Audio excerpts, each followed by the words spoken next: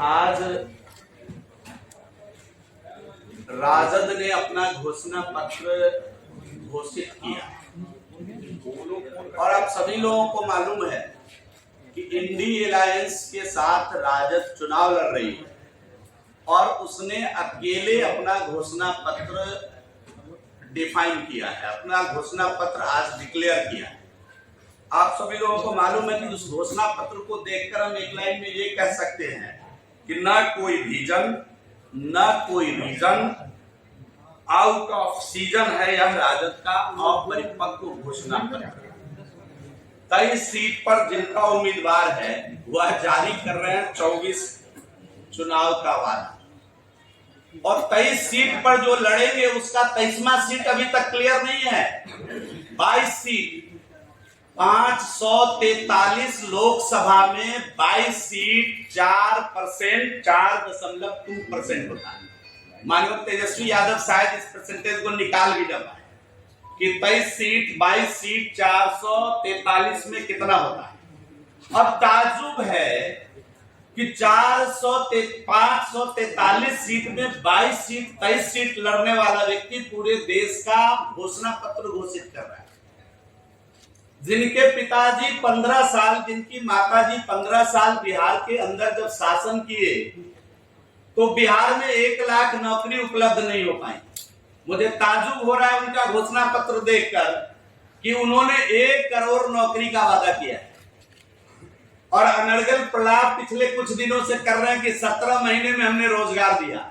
माननीय तेजस्वी यादव जी, आपके पास 5 विभाग था। मैं चुनौती देकर आपको कहना चाहता हूं कि आप में दम अगर है तो एक दिन प्रेस कॉन्फ्रेंस करके बता दीजिए कि पथ निर्माण में आपने कितना नौकरी दिया। आप में अगर दम है तो आप प्रेस करके बता दीजिए कि आपके 17 महीने में नगर विकास आवास में आपने कितना नौकरी दिया। आप में अगर दम है तो आप बता दीजिए कि आपने पर्यटन में 17 महीने में कितना नौकरी दिया।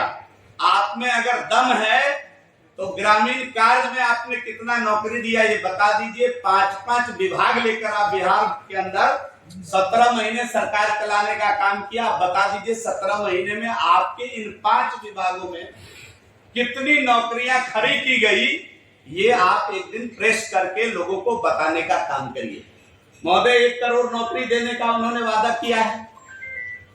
अब जिनके माता पिता अपने परिवार की नौकरी से बाहर कोई नौकरी दे नहीं पाए, परिवार के आरक्षण के बाहर कोई आरक्षण नहीं दे पाए, जिनके माता पिता छपरा की बेटी को घर से निकालकर अपनी बेटी को छपरा में लॉन्च करने का निरर्थक प्रयास कर रहे हैं, उनके पुत्र ने विजन वादा किया है 24 में 23 सीट पर चुनाव लड़के वादा किया है कि हम 1 करोड़ नौकरी देंगे।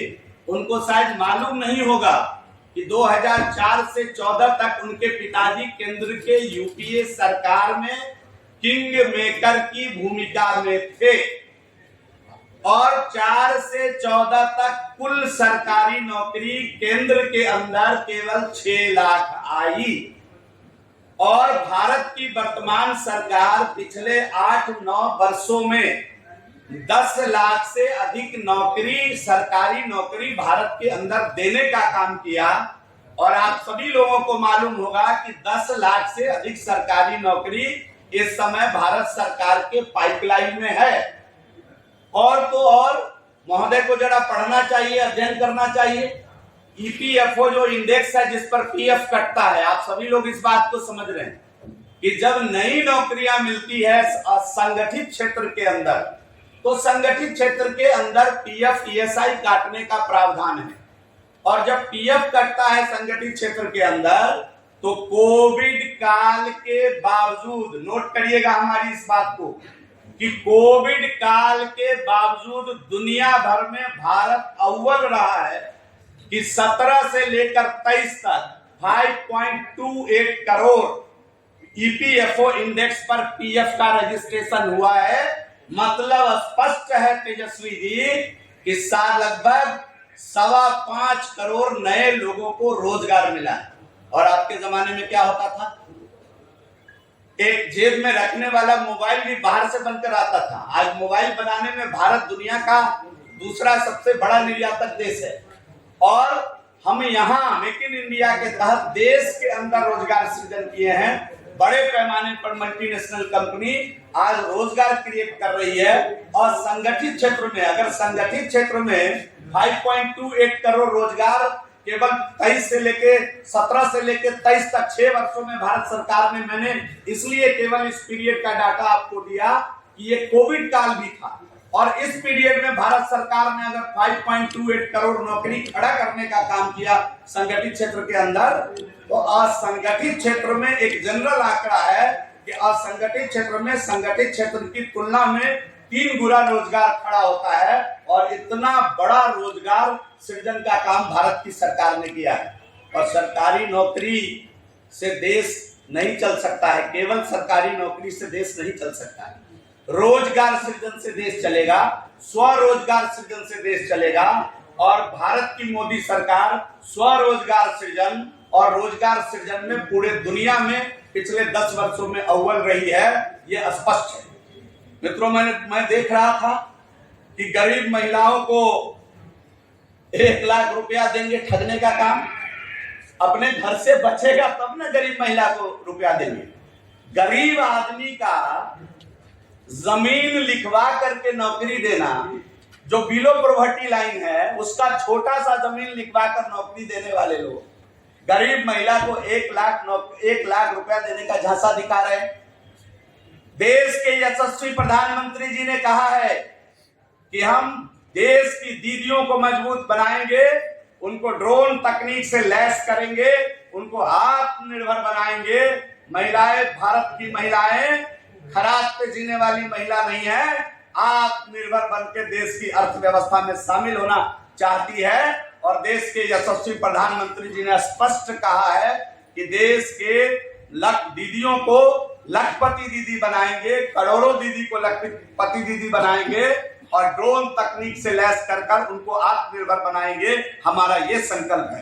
देखा होगा कि पूरा मुस्लिम लीग के घोषणा पत्र की एक प्रकार से कॉपी दिख रही थी।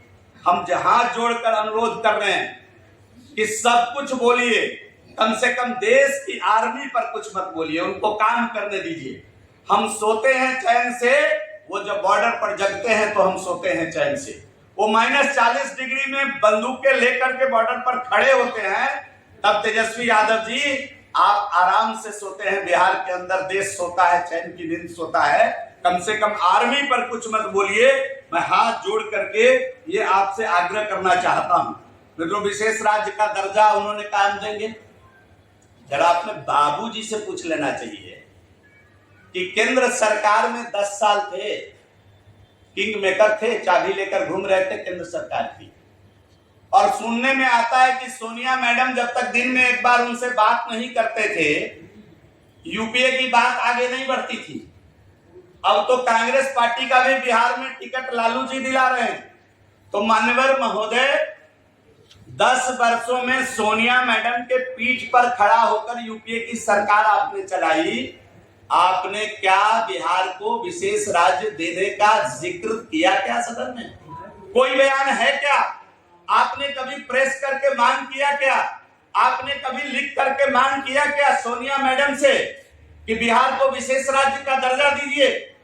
बिहार के अंदर 2005 से आज तक बिहार के लोगों का शैक्षणिक सामर्थ्य बढ़ा है। बिहार एजुकेशन का हब था, हब है, हब के रूप में बिहार आगे बढ़ा है।